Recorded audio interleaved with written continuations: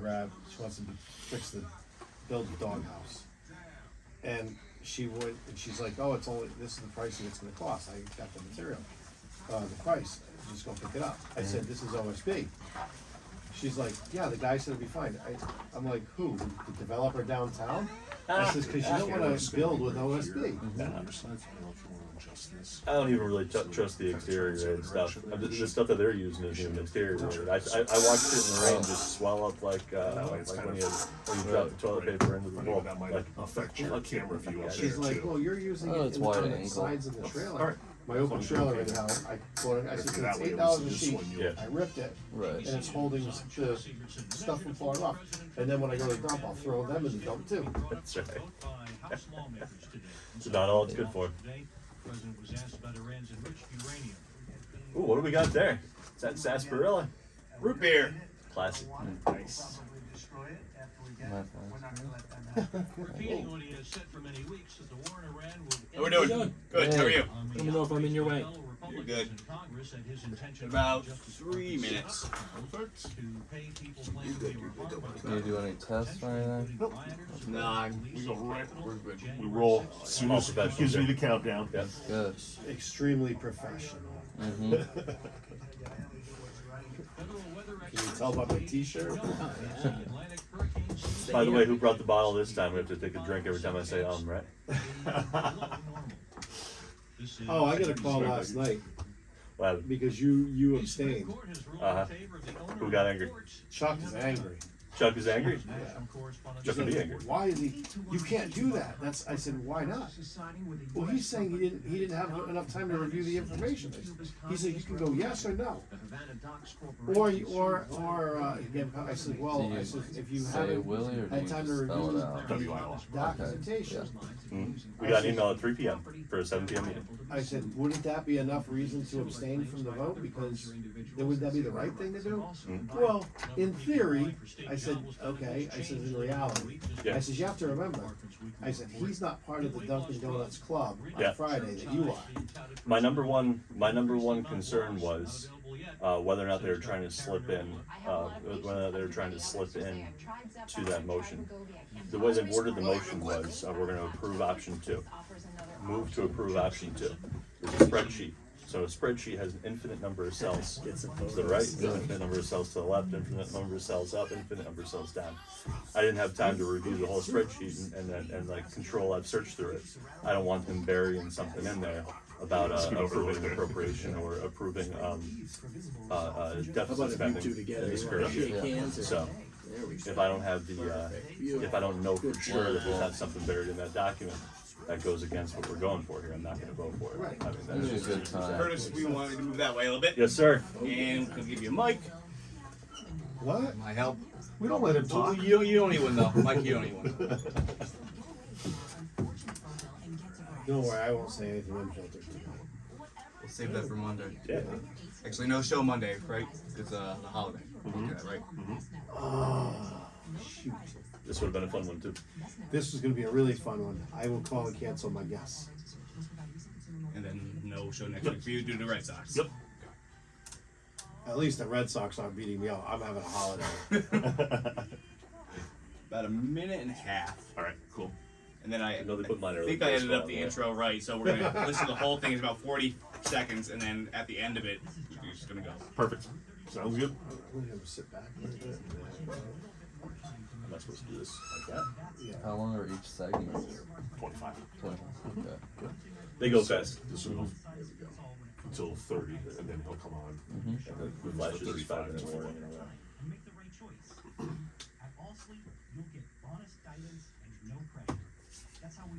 Yeah, I got home, took a shower, went back out, got to my first job, and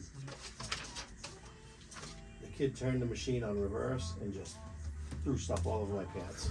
Luckily, it was like clean water that hit the machine, but it was still, because it hit a metal machine, it looked not rusty, it smells. And I'm like, dude, I got a place to be.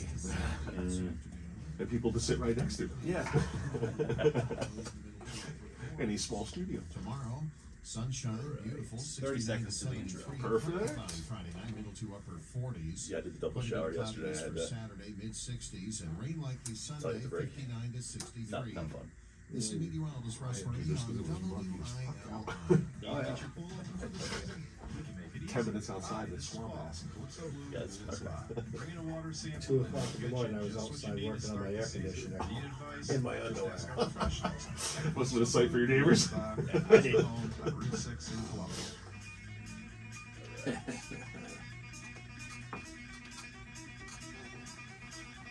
gonna hear this for another 30 seconds about, but I faded it so like it'll Yeah. real time already. Good, so.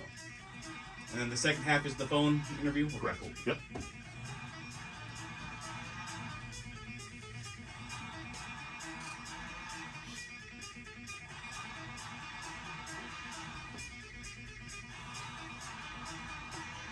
"15 seconds."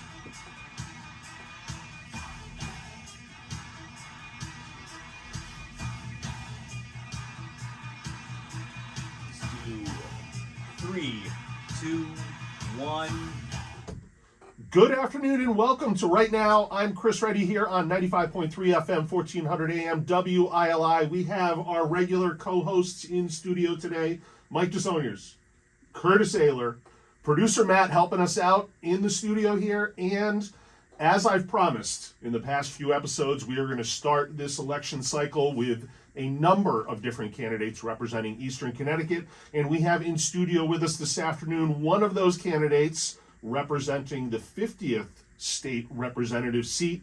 We have candidate Jadon MacCormack in the studio with us. How you doing, Jadon, and welcome to the show. I'm doing great. Thank you so much for having me on today. Hey, we're getting to work. We already have hit the campaign trail hard, and we're not stopping for anybody. It's time to get to work, and it's not any moment of rest. You know, I really want to see this year be tremendous.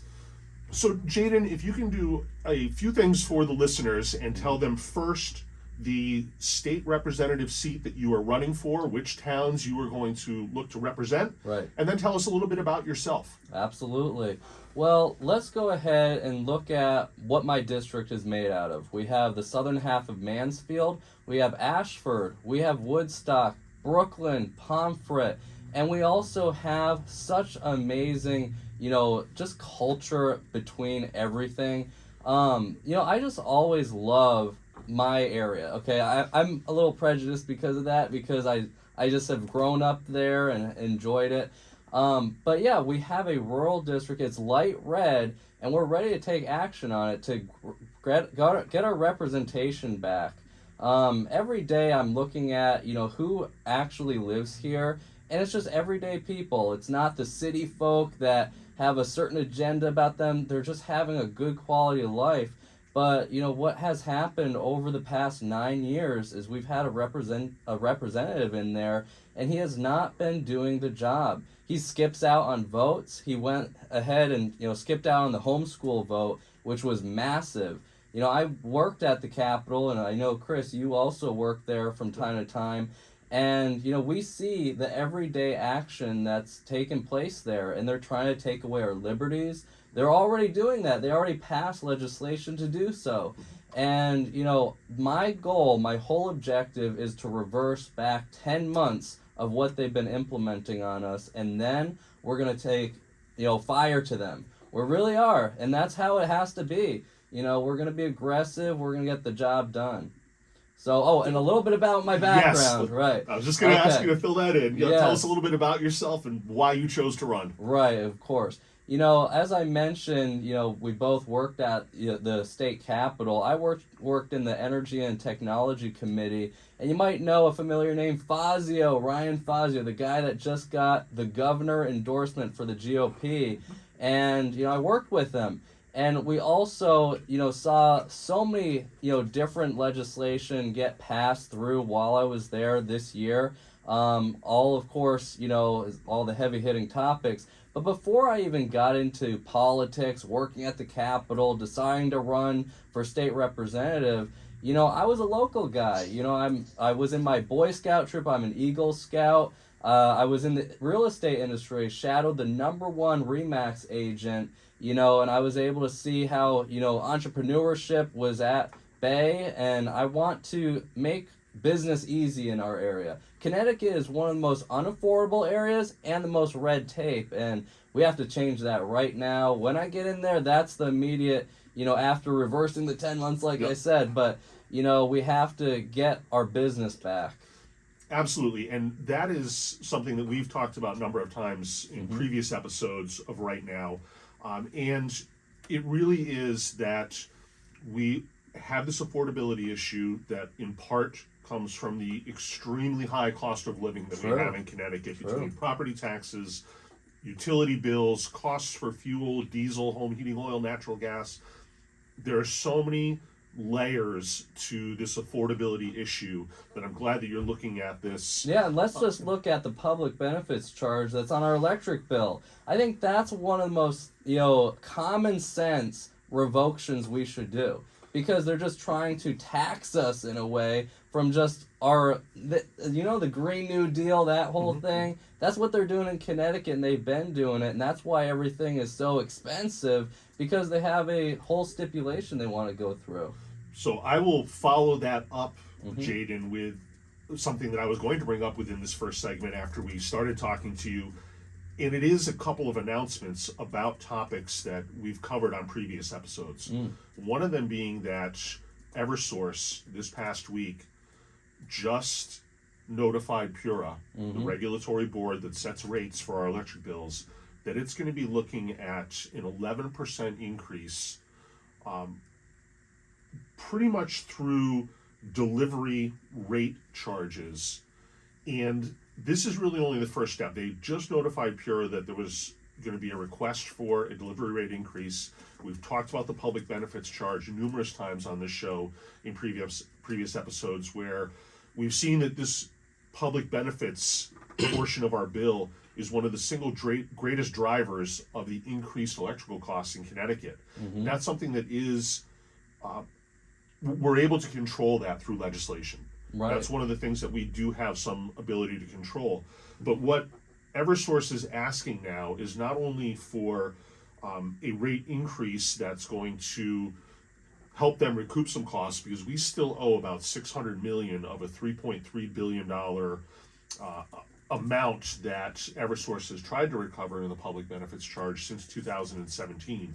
There's about $600 million of that left, and some of this does cover infrastructure improvements. Some of it does go to technology that helps improve the not only grid but also the recognition of power outages across the state, so there could be a more timely response. And I'll say something about that number, you know, why it's so high. I believe personally, by working in the Energy and Technology Committee, that it has a lot to do with negotiation. Because our leaders right now, they're bad at business. They're horrible. Most of them are career politicians, right? Yeah. And they don't know how to run a business. They might have, you know, they're sitting on boards and everything. But that's why a lot of our costs are so high, is because when they're negotiating with Eversource, when they're talking with these people that are experts in sales, they're just saying, oh yeah, you know, let's do this deal. Okay, it will help us. Oh, is this a green, you know, is this going to help us with our energy being more efficient? And, you know, all that sort of deal. And that's their negotiation tactic, but that's not helping the everyday person. And let me also say this, is that we're talking about policy right now. This is not about ideology, you know, nothing about, you know, I almost couldn't even say that word, it's so crazy. But it's true, you know, we're talking about small town politics, and these are the matters that are important, and we have to just go back to the bare bones of what we need to live on. To kind of bring a finalization to this discussion on PURA and what's happening here, I want people to be aware of a couple of things. With this first delivery rate increase that they're looking for, this is only step one. We have rate adjustments that are made January 1st and July 1st. The July 1st one, we always hope has a slight decrease, because we are not as reliant on natural gas being the greatest producer of electricity in Connecticut. We hope that we see a couple of cent decrease per kilowatt hour per month. We need that pipeline. Yes, and that's Yeah. what the lawsuit against Kathy Hochul is trying to bring about here. But the thing that I want people to be very aware of is that this is step one with this delivery rate charge. There's going to be a public benefits rate increase. There's going to be other rate adjustments that are going to be needed within the next few months to be decided upon. The one that I just talked about now that they're saying is going to be 11% is actually going to bring closer to 13% to the average residential customer starting in July of 2027. So this is something that's going to be set into the future by a little bit more than a year right now. And what we should be looking at in the next couple of months is to see what our summer rate setting will be on July 1st. But I'm telling you right now, if we cannot get below the 28 cent per kilowatt hour per month threshold, you're going to be looking at average electrical bills that are going to be over $300 a month during peak demand. And let's in also July with AC. mention that comes from inflation purposes. When energy costs are high, all our grocery bills are high. I think we know that from a federal level, but in the state of Connecticut, that's true of everyday purposes. So, politics, we have to focus on energy. That's our number one thing. Number two, energy costs in the whole nation for Connecticut, that's insane. That is called bad business. And very surely, we are well on our way to being number one in electrical costs Sadly per true. customer. Yep. Now, In the Jadon nation. and Chris, I'm confused because I heard all kinds of talk out of Hartford that our legislature and our governor Lamont were going to do work to reduce our public benefits charge, and that was going to save money on our electric bills. Now you're telling me things are going the other way? Welcome to lying Lamont. There you go. Yes, and to go a little bit deeper on that, there's been a bunch of talk. We had, this idea that there was going to be money available, that people were going to be getting rebate checks just a couple of weeks before early voting started at the end of this year. Then we, got this legislation just a few weeks ago at the end of the session that allowed for the educational cost share money to have a supplemental $180 million and the $100 million aid package that goes to municipalities in this one-time funding. That is in place of what would have offset some of our public benefits charge. So again, it's the shell game of where money is coming from, being utilized and being But shown. you see how those are short-term effects. Absolutely. They try to just funnel money to you so you shut up and say, all right, now you can get voted back in. But that's not how it should be. We should have a long-term play. And that's why we're running. Chris and I, I'm running for state rep. Chris is running for, Senate, state Senate. And we want that change to happen in a long-term policy. And that's what we need in a state of Connecticut is we need common sense. Absolutely. The one other thing that came out of the energy and technology sector this past week is that there is actually acquisition talk of Dominion Energy, which is the company that owns Millstone and operates Millstone.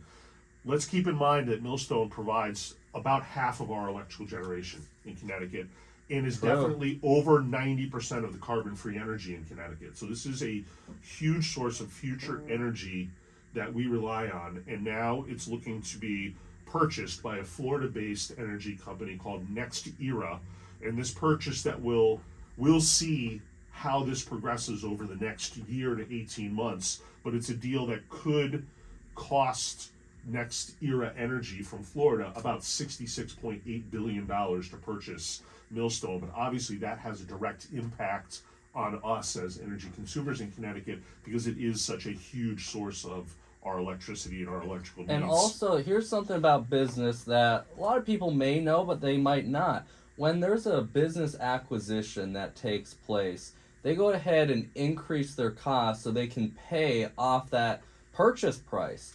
And so when some company comes in and purchases somebody out, the costs go up for us, the people, the consumers.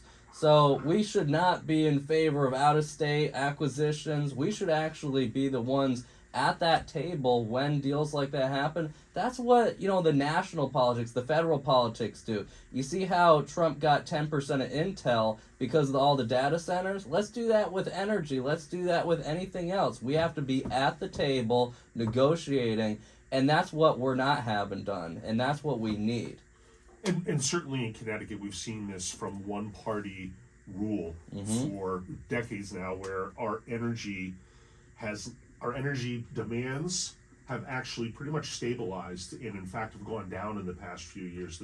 The demand from consumers for residential electricity has decreased slightly, but overall our costs for our electric bills have skyrocketed, and that's something that we can change legislatively with good candidates and good legislators who can make these decisions that really do help out ratepayers in Connecticut. And in a long-term effect, though, because we don't want rebates, that's not what we're after. I'm not running this political campaign and say, hey, we're going to go ahead and give you $500 cash because we like you. No, we're going to say we're going to have a bill passed that has negotiation in there. We might need a new governor, too, at that point. We're trying to get Ryan Fodge. I worked very closely with him, and I still do. And I want to see all of this change from the very root of the problem. One of the last things we're going to talk about for this first segment, before we have a guest on for our second segment, is another issue that is really a topic right now because we're going into the holiday weekend. And one of the things that I can equate this to is 2024, when people were freaking out about egg prices. Well, now it's looking at the fuel costs at the pump. All right, we've seen, and we know that Connecticut is one of the highest nationally averaged gas prices, certainly diesel prices, because of the tax that's been instituted. We put a 48.9 cent per gallon tax on diesel coming into Connecticut. What most people don't know in the fuel sector in Connecticut is that we have a tax on retail purchase of gasoline and diesel, but also there is another pass-through tax from the point of distribution to the point of the fuel getting to a local gas station that no distributor is ever going to assume on their own. It is simply another pass-through amount that we have to pay. And in this case, when you add on the federal portion, which is less than 1%, but in the state, it's about 8.1% of a distribution tax that there is on fuel, we're looking at something that's over 30 cents per gallon when you add on that federal tax. By changing this, we could start to decrease some of these fuel costs.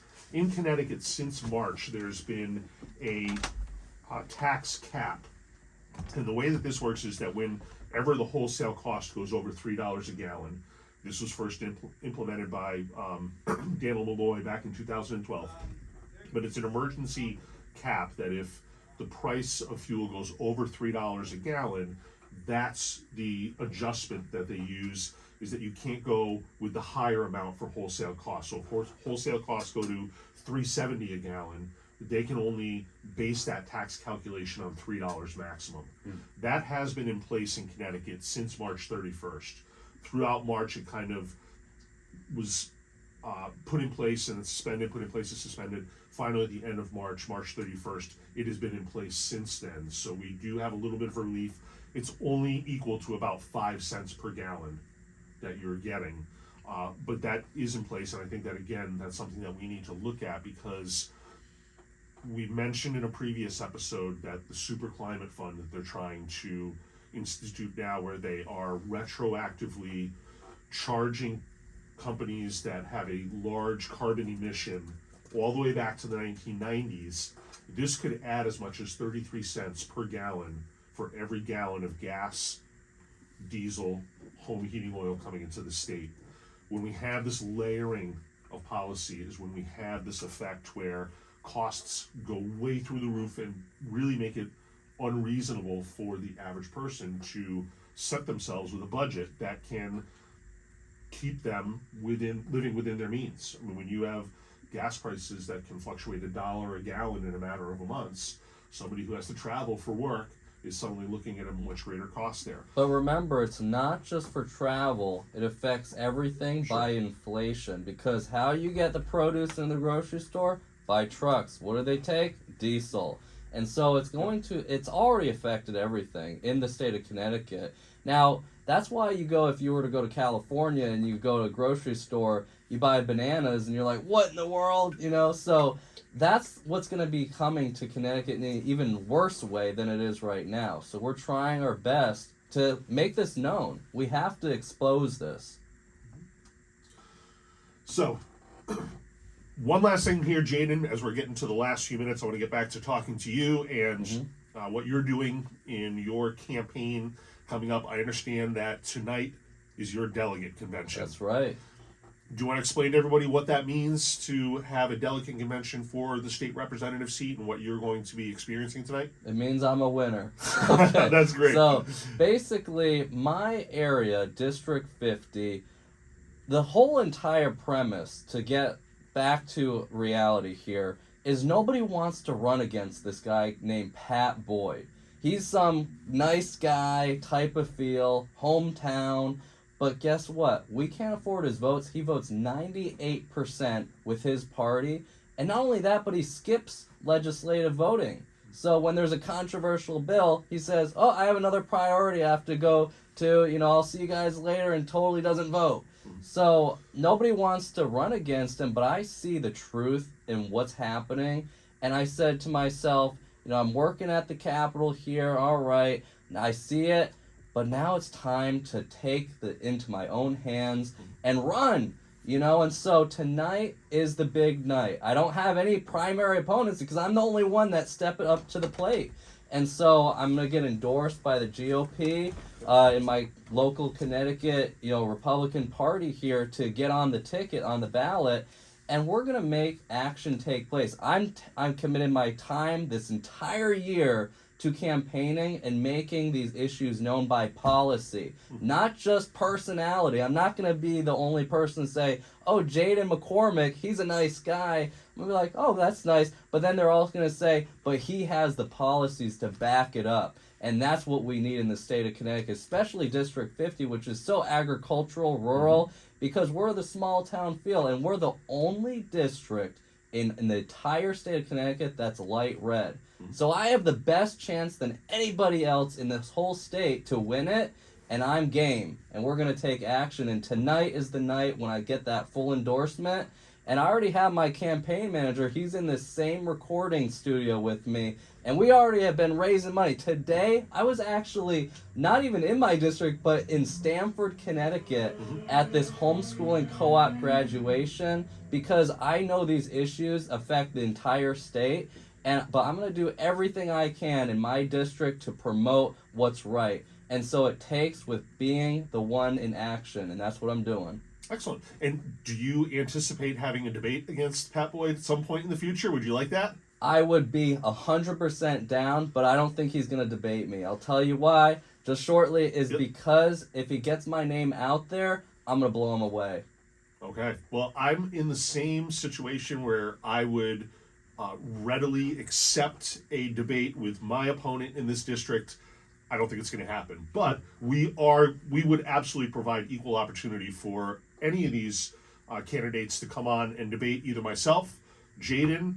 We have our other candidate from the town of Wyndham for state rep, Brian Saucier. I'm sure he would be. And say hello to freedom of speech, am I right? We need it. We need this Americanized system to work at play. And that's what the other party's not doing. They don't want to talk.